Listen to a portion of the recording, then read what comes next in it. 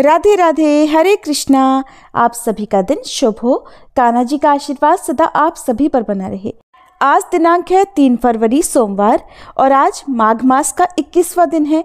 आज माघ मास महात्म्य की कथा सुनाने से पहले आपको सुनाते हैं एक अनाथ बालक की कहानी। कैसे सम्राट बना वो अनाथ बालक, चलिए जानते हैं। केरल में सुधार्मिक नाम के एक बार एक राजा थे। धर्मपूर्वक चलना, प्रजा का पालन करना और भगवान के नाम का जप करना ही उनका स्वभाव था। उनके यहाँ पर ही चंद्रहास जी ने जन्म लिया और जन्म लेते ही वो तो कृष्ण नाम उच्चारण करने लगे। चंद्रहास जी के जन्म की खुशी में अब पूरे राज्य में आनंद उत्सव मनाया जाने लगा। शत्रु पक्ष के राजाओं ने मिलकर निश्चय किया कि ये आक्रमण करने के लिए सही अवसर है, क्योंकि सुधार्मिक जी पुत्र के जन्म के आनंद में मगन थे और शत्रु पक्ष के राजाओं ने उन पर आक्रमण करके तब राज्य को घेर लिया। सुधार्मिक जी की सेना ने उन्हें रोकने का प्रयास किया, किंतु असफल रहे।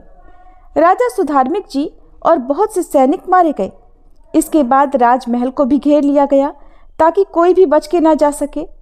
राजमाता ने दाई माँ को चंद्रहास जी की जान बचाने को कहा। दाई माँ ने सोचा कि अगर वो उन्हें राजकुमार की तरह लेकर जाती हैं तो उन्हें मार दिया जाएगा। दाई माँ ने झाड़ू पोछा लगाने वाली सेविका का रूप बनाया और कुछ दोने पत्तलों के नीचे चंद्रहास जी को छुपाकर बाहर निकली। सैनिकों ने ऊपर से देखा तो वो बोली कि राजघराने से कुछ झूठे पत्तल आदि हैं, तो सैनिकों ने उन्हें जाने दिया।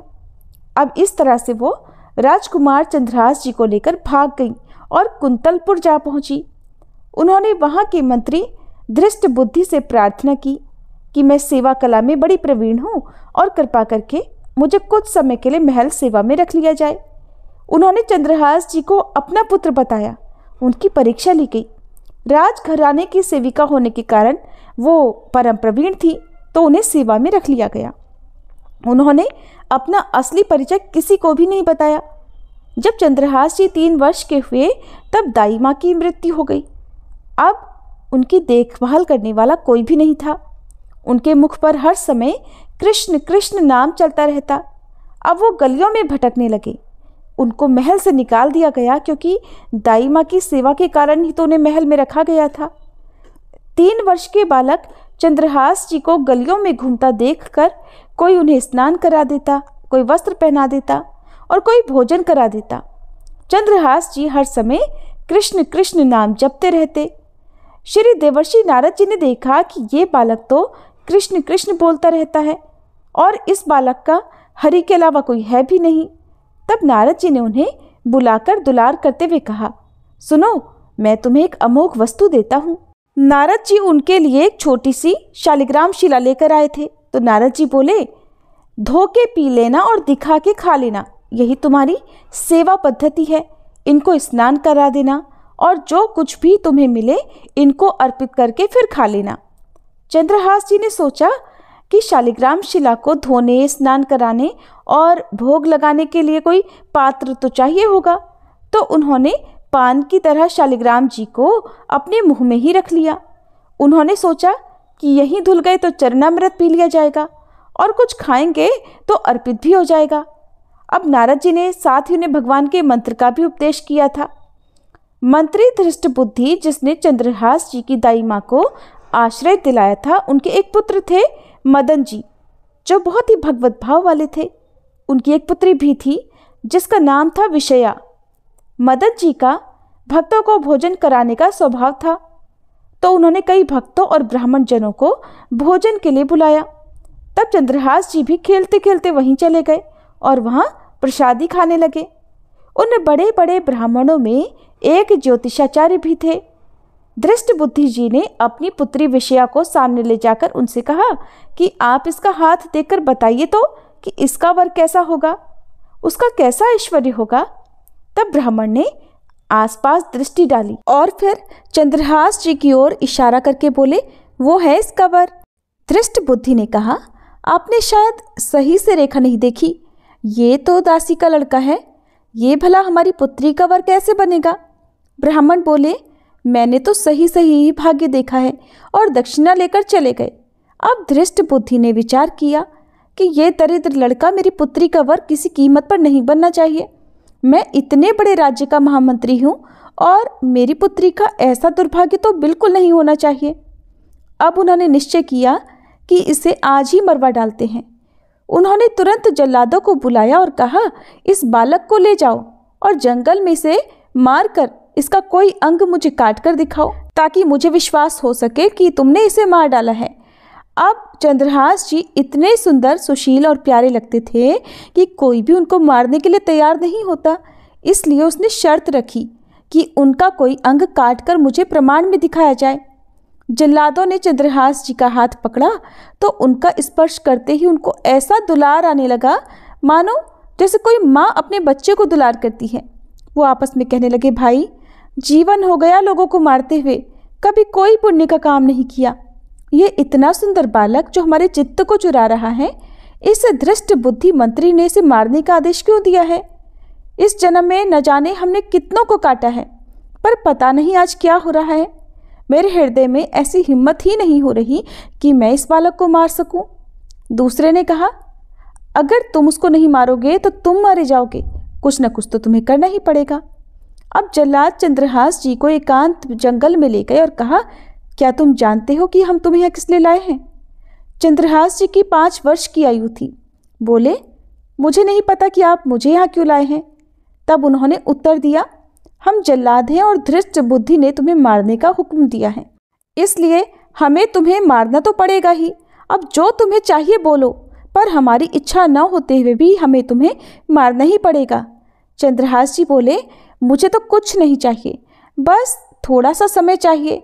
मुझे मृत्यु का कोई भय नहीं है। यदि आप मारना ही चाहते हो तो मेरी नित्य की पूजा है, मैं वो कर लूँ, उसके बाद आप मुझे मार देना।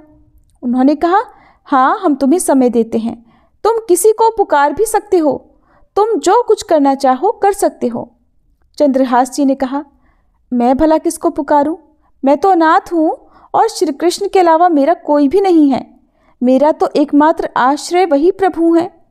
ऐसा कहते हुए चंद्रहास जी ने आंसू बहाते हुए शालिग्राम जी को अपने मुख से निकाला और बोले, प्रभु, मुझे तो कोई ज्ञान नहीं है कि आपकी सेवा कैसे की जाती है। मैं तो अपने मुख में आपको रखता हूँ। अब आज मेरे जीवन का अंत होने जा रहा है। बस मैं यही प्रार्थना करता हूँ कि मैं आपके ही समीप पहुँचकर आपका ही स्मरण किया करूँ, आपसे कभी विलग न हो पाऊँ। ऐसा कहकर चंद्रहास जी ने जल्लादों की तरफ देखा और इशारा किया कि अब मुझे मार दो। अब एक जल्लाद उनका भाव देखकर बैठ गया और दूसरे से बोला, भाई, भले तुम या धृष्ट बुद्धि मुझे मार दो, लेकिन मैं इस बालक को नहीं मार पाऊंगा, मुझ में हिम्मत नहीं है। दूसरे जल्लाद ने भी सहमति देते हुए कहा, इस बालक में कुछ विशेषता तो है। इसके पैरों में देखो, बाएं पैर में एक छठी उंगली है। हम इसको ही काट कर ले जाते हैं और इससे प्रमाण भी सत्य हो जाएगा कि हमने इसे मार दिया। इसके बाद भला कौन इस बालक को ढूंढेगा? यूं ही इसे जंगल में छोड़ देते हैं। जल्लादों ने ऐसा ही किया और जाकर धृष्ट बुद्धि को वह कटी हुई उंगली दिखा दी कि बालक का वध करके आए हैं। जंगल में चंद्रहास जी की जो उंगली काटी गई थी, वहां उससे रक्त प्रवाह हो रहा था। हे कृष्ण, हे जगन्नाथ, हे वासुदेव, हे जनार्दन, ऐसे नाम उच्चारण करते हुए बालक चंद्रहास जी मूर्छित होने लगे। उनकी करुण पुकार सुनकर मृग, शावक और सब पंछी आदि ने आकर चंद्रहास जी को घेर लिया और वो बीच में कृष्ण, गोविंद, दामोदर, माधव ऐसे उच्चारण करते रहे। कुंतलपुर के ही अधीन एक चंदनपुर नाम की राजनगरी थी। वहाँ के राजा को पुत्र प्राप्त नहीं हो रहा था। चंदनपुर के राजा कुंतलपुर को कर दिया करते थे और उस दिन वह कर देने कुंतलपुर ही जा रहे थे। उन्होंने जब जंगल में बहुत से मृग और पंछियों को एक जगह को घेरे हुए देखा तो वे रुक गए। कौतूहलवश उन्होंने जाकर देखा तो एक दिव्य तेजोमय बालक मूर्छित अवस्था में पड़ा था और उसके पैर की उंगली से रक्त बह रहा था। उन्होंने झट से चंद्रहास जी को गोद में उठाया और आनंदित हो गए कि मेरा दान पुण्य सफल हुआ, जो मुझे ऐसा सुंदर बालक मिला। अब वे राजा चंद्रहास जी को लेकर घर आए और हृदय में भगवान का बार बार कृपा प्रसाद मनाते रहे कि भगवान ने मुझे पुत्र दिया। उन्होंने जब चंद्रहास जी से पूछा कि बेटा बताओ तुम्हारे माता पिता कौन हैं? तो उन्होंने उत्तर दिया, श्री कृष्ण, उनके अलावा मेरा कोई नहीं है। अब राजा समझ गए कि भगवान ने ही कृपा करके मुझे ऐसा महाभागवत पुत्र दिया है। अब तो राज्य में बड़ा उत्सव मनाया गया। राज सिंहासन का अग्रिम अधिकारी युवराज पद चंद्रहास जी को दे दिया गया। पूरे राज्य में आनंद की वर्षा होने लगी। तब राजा ने विचार किया कि ऐसा प्रतापी भक्त हमारे यहाँ आया है तो अब हमें किसी को कर देने की आवश्यकता ही नहीं। जब लगातार 3 बार कर वहां नहीं पहुंचा तो सम्राट ने मंत्री को इस समस्या को सुलझाने का आदेश दिया। उन्होंने कहा कि जाकर पता लगाओ 3 बार से कर क्यों नहीं भेजा जा रहा। अब मंत्री चंदनपुर राज्य में पहुंच गया।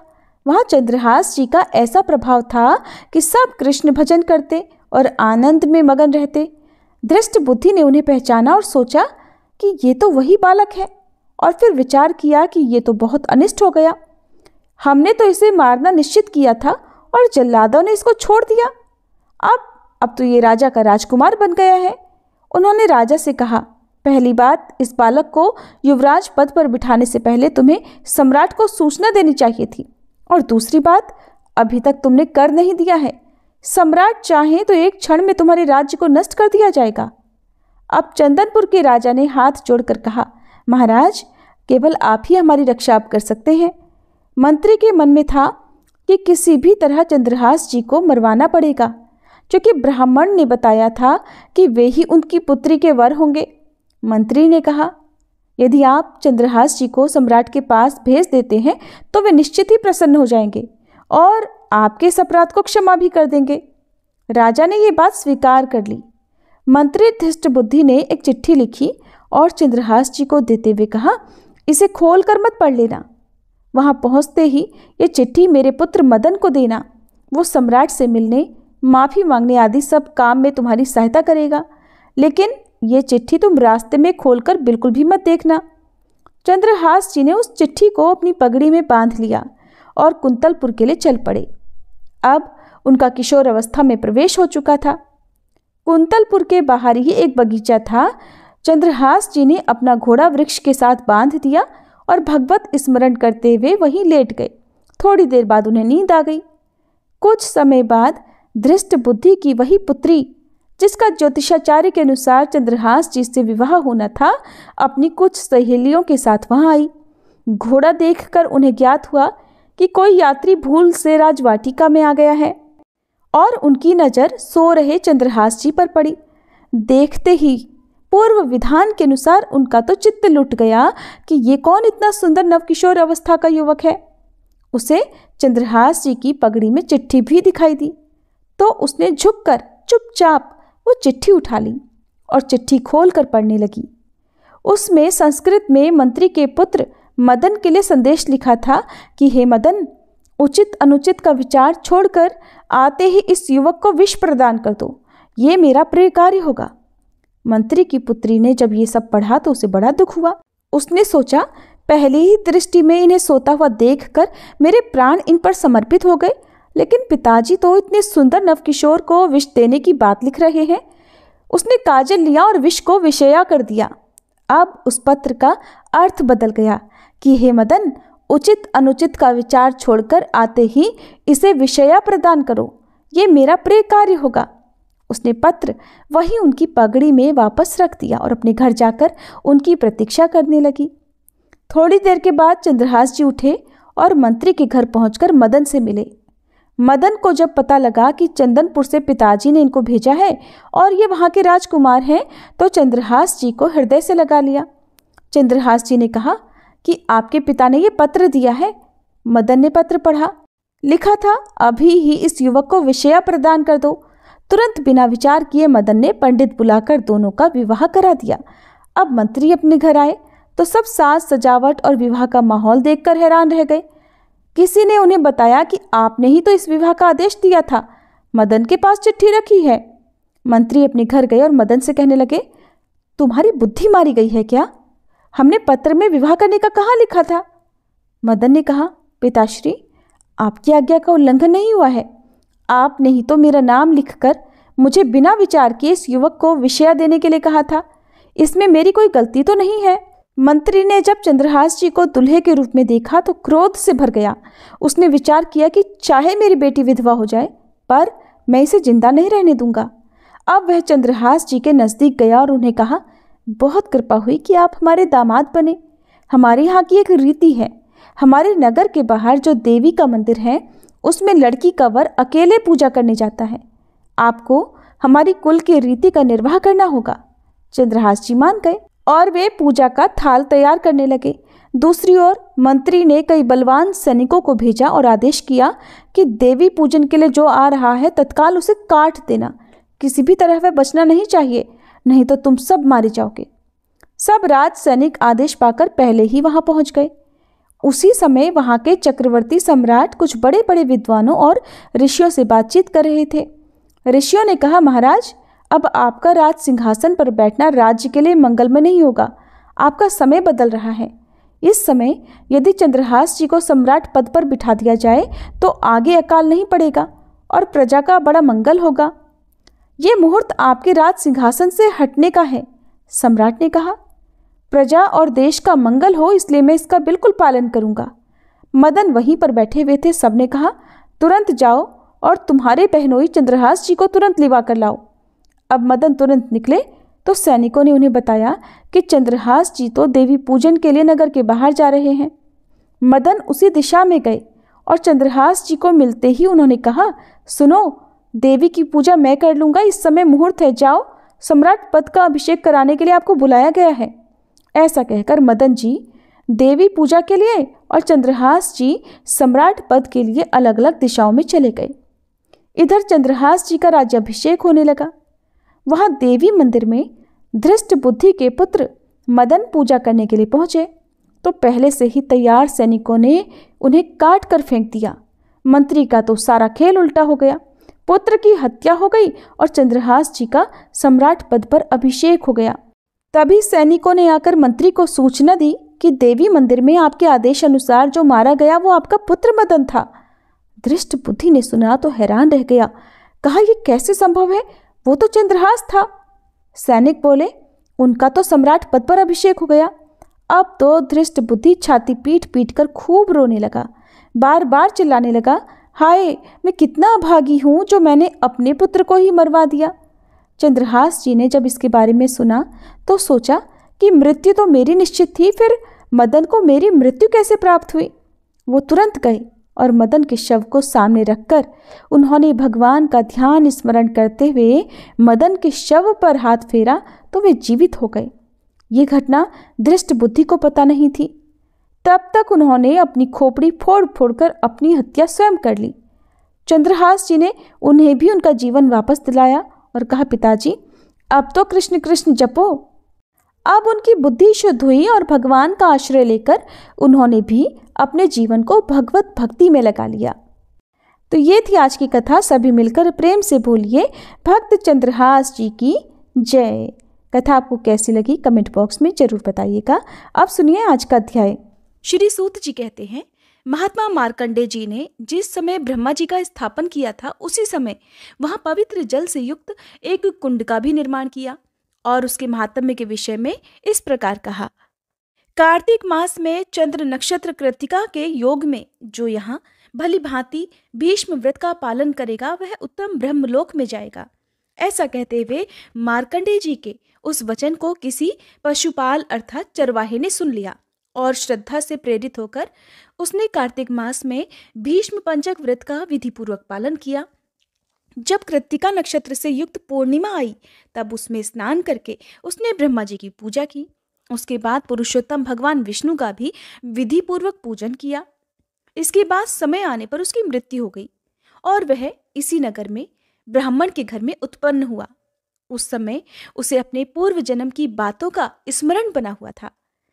एक दिन उसने लोगों के पूछने पर बताया कि किसी समय महामुनि मार्कंडेय जी के मुख से मैंने ब्रह्म कुंड का महात्म्य सुना था और कार्तिक मास में उस शुभदायक कुंड के जल में विधि पूर्वक स्नान किया था।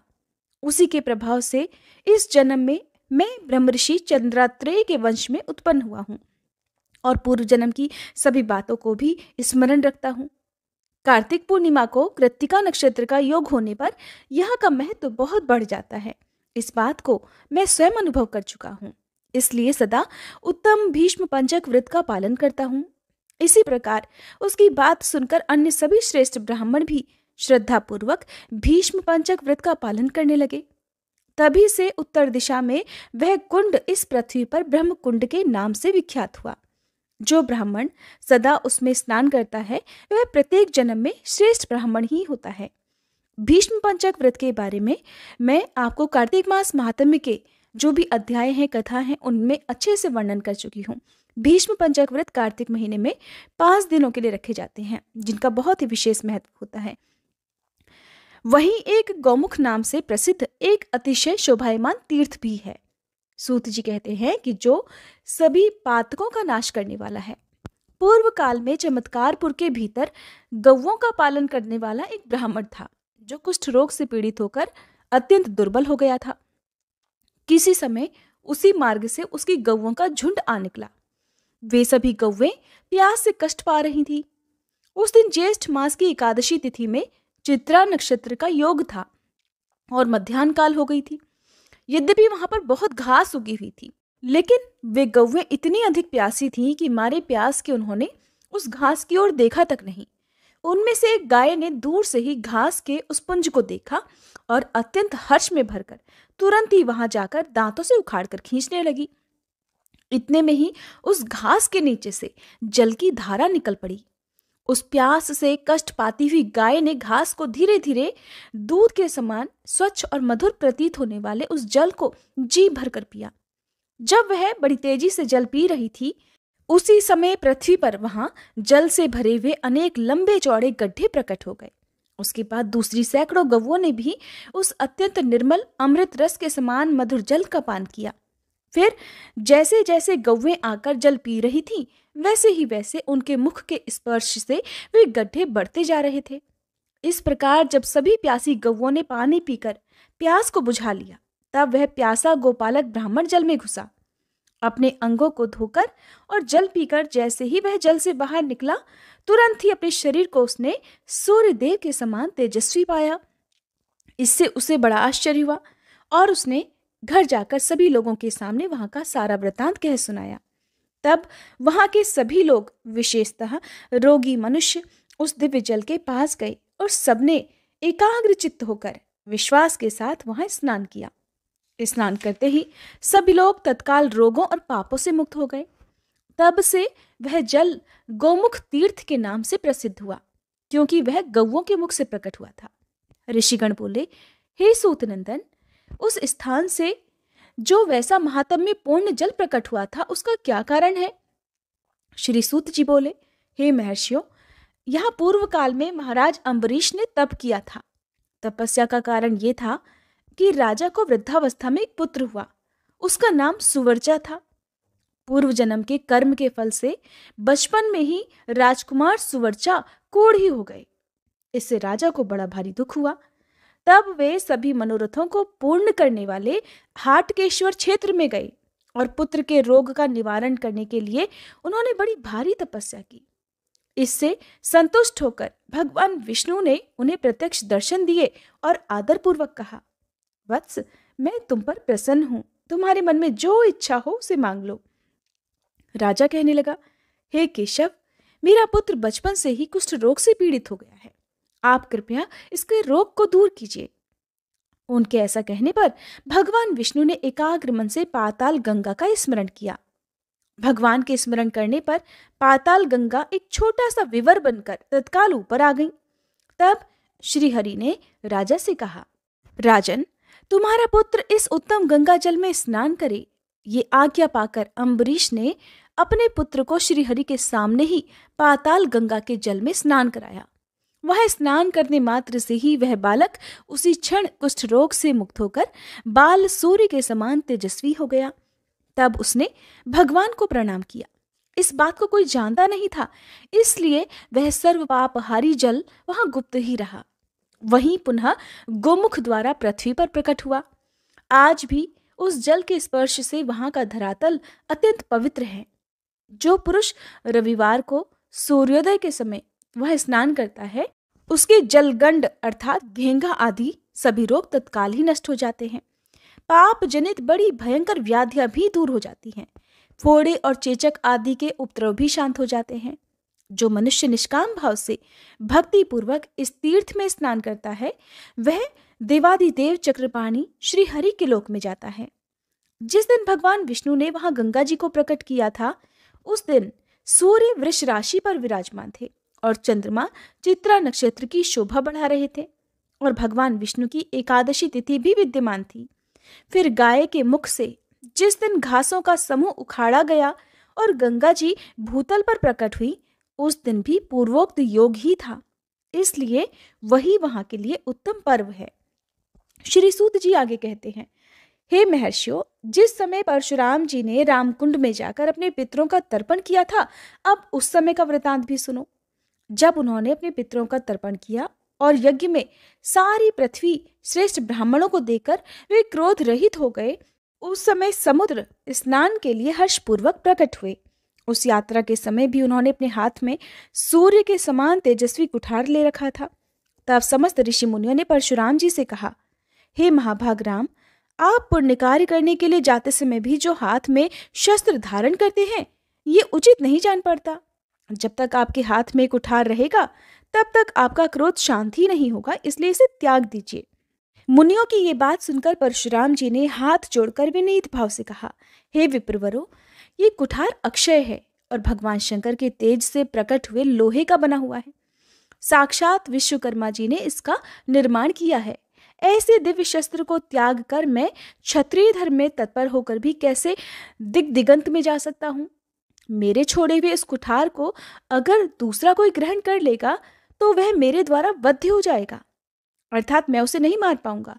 इसलिए अगर इसे छोड़ भी दूं तो मेरे मन में शांति नहीं रहेगी और मैं इसे तभी छोड़ सकता हूं जब आप लोग इसकी प्रयत्न पूर्वक रक्षा कर सकें। परशुराम जी की बात सुनकर ब्राह्मण कहने लगे, हे महाभाग, यदि आप इस कुठार को हमें रक्षा के लिए सौंपते हैं तो इसका खंड खंड करके दो, अर्थात इसके टुकड़े टुकड़े करके दो, तभी हम सभी ब्राह्मण यत्न पूर्वक इसकी रक्षा कर सकेंगे और उस दशा में कोई इसे ले भी नहीं पाएगा।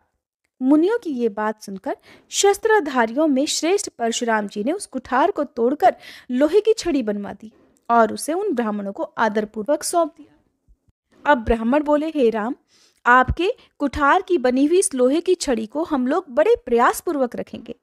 जैसे कुमार कार्तिकेय की शक्तिमय कीर्ति यहाँ प्रतिष्ठित है, उसी प्रकार आपकी लोह यष्टिमयी कीर्ति भी यहाँ प्रतिष्ठित हो गई। जो राज्य भ्रष्ट राजा इस लोह दंड की आराधना करेगा, वह शीघ्र ही अपने राज्य को पाकर प्रतापी होगा। जो ब्राह्मण सदा विद्या के लिए इस लोह यष्टि की पूजा करेगा, वह उत्तम विद्या पाकर सर्वज्ञता को प्राप्त होगा। जो पुत्रहीन पुरुष अथवा स्त्री आपके इस लोह दंड की पूजा करेंगे, वे पुत्रवान हो जाएंगे।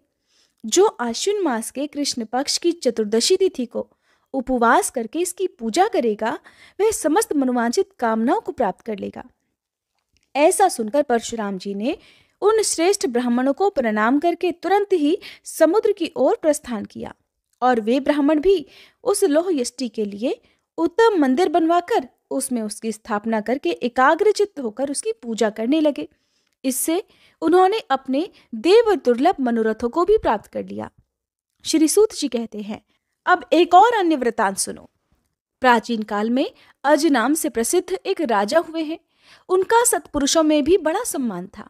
वे माता पिता की तरह सभी लोगों का हित करने वाले थे।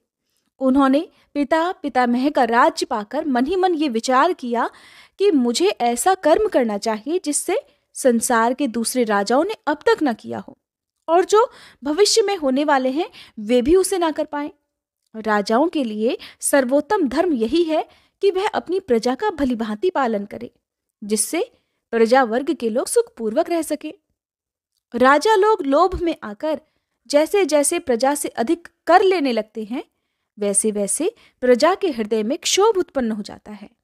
राजा कर लिए बिना हाथी, घोड़े और पैदल आदि सेना की रक्षा नहीं कर सकते, और अगर सेना ना रही तो नीच से नीच मनुष्य भी उन्हें दबा लेंगे। इसलिए सभी राजा प्रजाजनों से कर लिया करते हैं। अतः मुझे हाथी, घोड़े और पैदल आदि के बिना ही केवल तपस्या की शक्ति से अपने राज्य को निष्कंटक बनाए रखना चाहिए। ऐसा सोचकर वे कर न लेकर सदा अपनी प्रजा को प्रसन्न रखने लगे। अब उन्होंने दूसरे राजाओं से भी कर लेना बंद कर दिया और अपने पुरोहित मुनिवर वशिष्ठ जी को बुलाकर बड़े प्रेम पूर्वक पूछा, हे ब्राह्मण, इस भूतल पर सबसे उत्तम तीर्थ कौन है, जहां थोड़े ही समय में भगवान शिव, ब्रह्मा और विष्णु जी प्रसन्न हो जाते हों? उसे शीघ्र बतलाइए, जिससे मैं वहां जाकर संपूर्ण लोगों के हित के लिए तपस्या कर सकूं। वशिष्ठ जी बोले, हे राजन, हाटकेश्वर क्षेत्र मनुष्यों को शीघ्र ही उत्तम सिद्धि प्रदान करने वाला और सभी पापों का नाश करने वाला है। वही सब तीर्थों में श्रेष्ठ है। इस प्रकार देवताओं में भी भगवती चंडिका ही ऐसी हैं जो श्रद्धालु मनुष्यों द्वारा आराधना करने पर शीघ्र संतुष्ट होती हैं। इसलिए उसी क्षेत्र में जाकर तुम श्रद्धा पूर्वक देवी की आराधना करो। ब्रह्मचर्य का पालन करते हुए पवित्र व्रत में तत्पर रहो। नियम पूर्वक रहते हुए नियमित भोजन और त्रिकाल स्नान करो। वशिष्ठ जी के बताए अनुसार राजा अज ने हाटकेश्वर क्षेत्र में देवी की आराधना की। गंध, पुष्प और अनुलेपन आदि उपचारों के द्वारा निरंतर पूजा में तत्पर हुए राजा पर देवी चंडिका प्रसन्न हुई और बोली, हे राजन, मैं तुम्हारे इस व्रत और पूजा विधान से बहुत संतुष्ट हूं। तुम्हारे मन में जो इच्छा हो उसे मांगो, मैं शीघ्र पूर्ण करूंगी।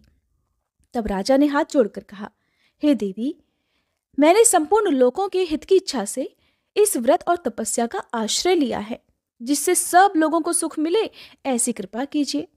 मुझे बहुत से ऐसे ज्ञान युक्त विचित्र विचित्र अस्त्र दीजिए जो स्वेच्छानुसार सर्वत्र विचर सके, जो इस भूतल पर स्थित और मेरे पास की भी सभी वस्तुओं को भी स्वतः जान ले।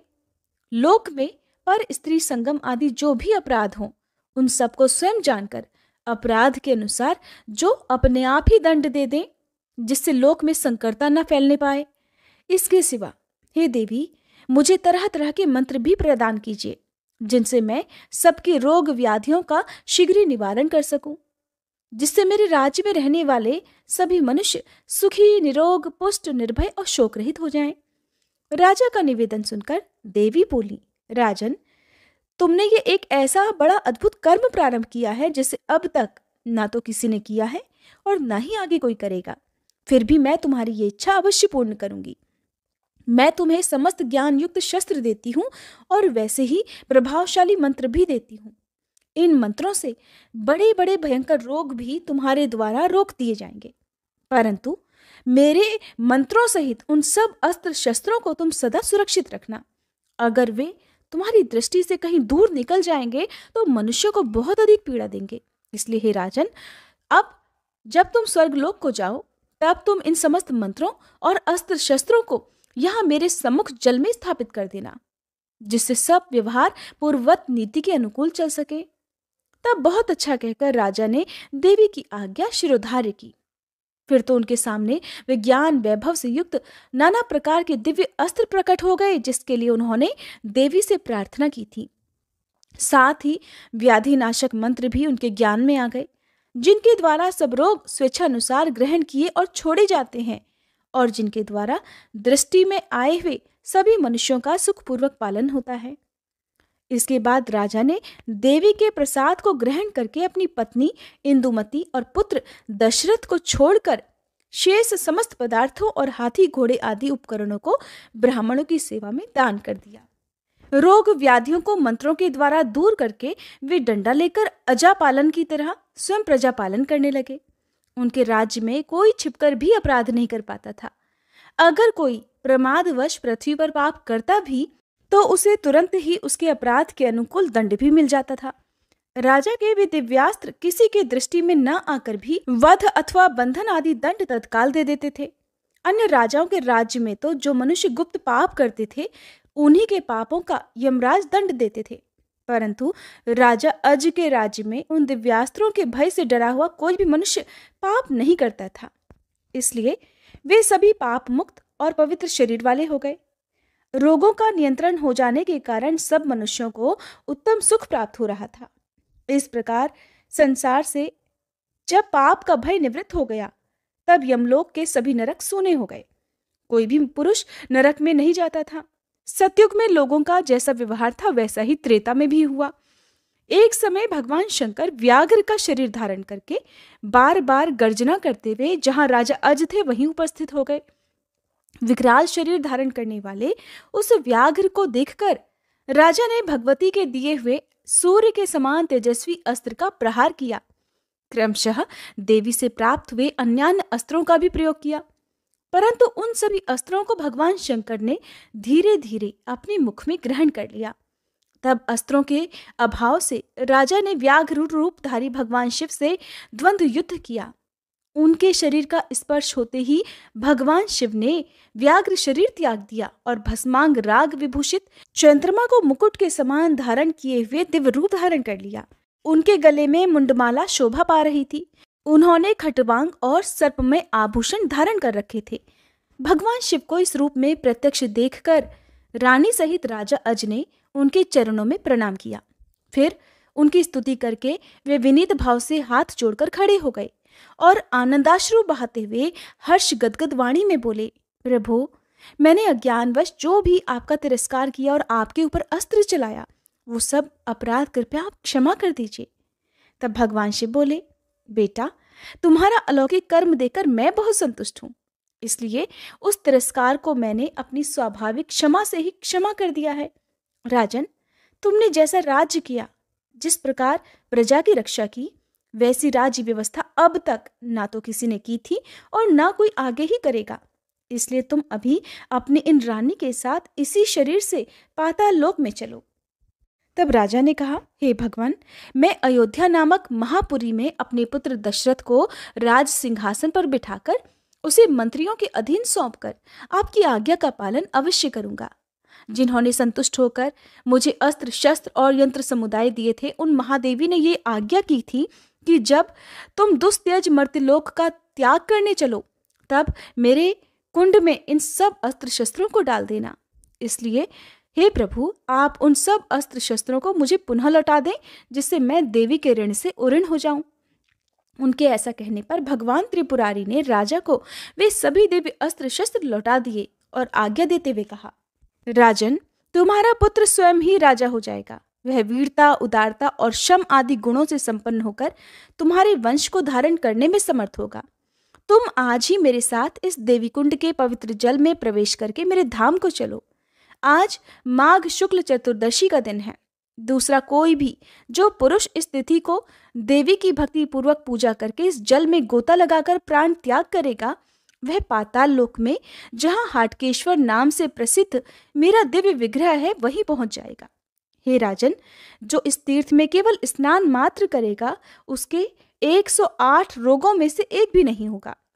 ऐसा कहकर भगवान शिव ने रानी और उन अस्त्र शस्त्रों के सहित राजा को साथ लेकर उस देवी कुंड के जल में प्रवेश किया और वहां से उन्हें अपने धाम में पहुंचा दिया। उसी मानव शरीर से राजा अज अपनी रानी के साथ आज भी अजर अमर होकर वहां पाताल में रहते हैं और हाटकेश्वर भगवान की श्रद्धापूर्वक आराधना करते हैं। इस प्रकार हाटकेश्वर क्षेत्र में माहेश्वरी देवी का प्रादुर्भाव हुआ है, जिसे राजा अज ने श्रद्धापूर्ण हृदय से स्थापित किया था। हरे कृष्णा। कथा को अंत तक सुनने के लिए आप सभी का बहुत बहुत आभार। इससे आगे का वृतांत आप सभी अगले अध्याय में जरूर सुनिएगा।